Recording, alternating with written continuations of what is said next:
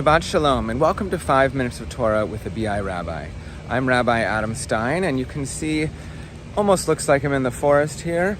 Really, I'm in this lovely little park that is near BI. I don't think it's actually a park. I think it's part of G.F. Strong, the amazing rehabilitation center that we take for granted because it's right next to the shul, but we have many in our shul, in our community over the years who have gotten great care here.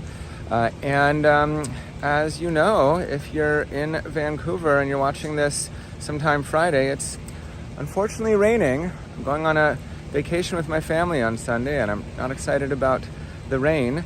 And nor are people who have weddings in the summer when Vancouver brings this rain. But I got to tell you, Rabbi Infeld and I have been doing so many weddings this year, especially this summer, and I have some coming into the fall.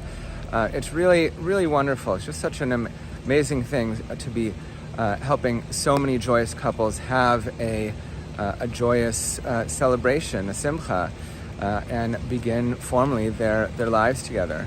Now, some of you might know from just chatting with me or remembering a sermon I gave a couple years ago that I like to watch this Netflix show called Love is Blind.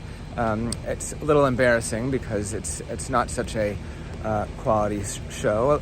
Little bit of trash, but it's fascinating because you see people who, the trick of the show is people are meeting each other and having dates in these rooms, but they can't actually see each other. They're just talking with each other. They're just looking at a wall, and they somehow seem to fall in love and even propose to each other and say, we're going to get married, and then they go off on a trip together, and then they go live in their whatever town they live in a condo, and then see each other's homes, meet each other's family and friends, and then, this is not like real life at all, they get up on the bima or the altar and have to decide if they're going to say yes or no to the, I think, actor pretending to be an officiant or rabbi or priest who says, do you take so-and-so, yes or no, after only knowing each other for 4 weeks. So it's definitely out there and strange, but really, our custom in the, Western world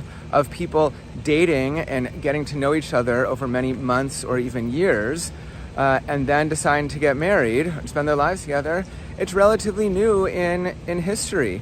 And this thing with dating apps, most of the couples I think Rabbi Infeld and I work with, and Rabbi Blumen, who get married have met on these dating apps.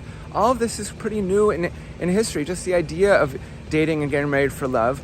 Really, marriage was so much about families arranging something with dowries or real estate or furniture and clothing and making a deal that benefits the families, and then someone can grow up and take care of the parents or take care of the land and the farms and the animals that the family owns. And we just celebrated the holiday of Tu B'Av, the Jewish holiday of love, a few days ago. And it's fascinating because it's described that on Tu B'Av, the young maidens would go out in the fields dressed in white, and they would even borrow clothes from each other so that everything was even, that no one had to say, just like you have uniforms that have schools around here, no one had to say, well, oh, she has a nice dress and she doesn't have the nice dress. Everyone just borrowed from each other, and then the young men would go out and pick from among the women, just snatch them up. And it's that sort of snatching up that a commentator, the Kolbo, says, this is really strange. They're snatching, this is not appropriate.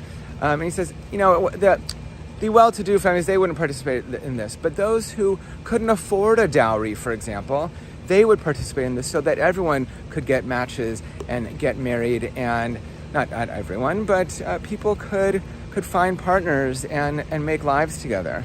Maybe not thinking about falling in love like we talk about now, but join their lives together, and families could connect. This is also different from what we have now, and now we talk about different types of families and different types of couples and LGBTQ couples, etc. But it's a good lesson for us about making things more equal, frolicking in the fields with borrowed dresses so that no one says, I have the fanciest dress and you don't, or maybe meeting through a wall and not thinking about how someone looks, but how they act and how they speak and what their values are and their personal characteristics. Happy few days ago holiday of love, Tu B'Av, and Shabbat Shalom.